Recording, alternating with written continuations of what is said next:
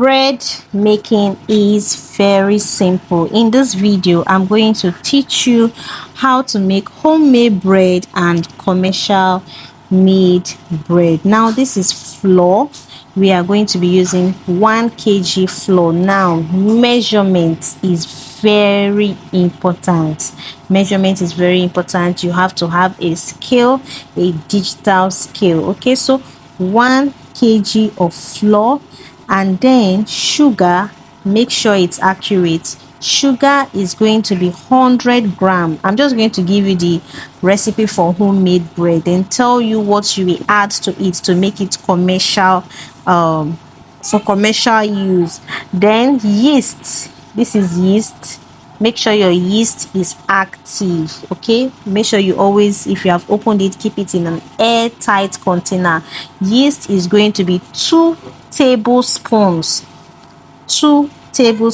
and then margarine is going to be 100 gram, and then 2 eggs. Now, if you're making commercial bread, you don't need to add eggs. Then these 2 sachets milk I'm adding. If you're making it for commercial use, you don't need to add it. Now I'm going to turn it into my mixing bowl. Now the truth is that if you want to make commercial bread,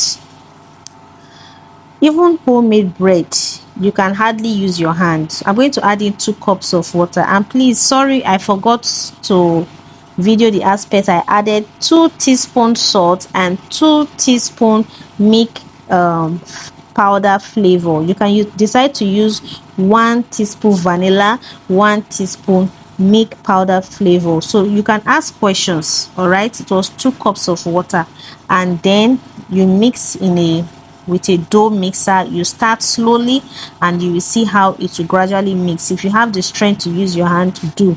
Now, for the commercial bread, you need to add a bread improver.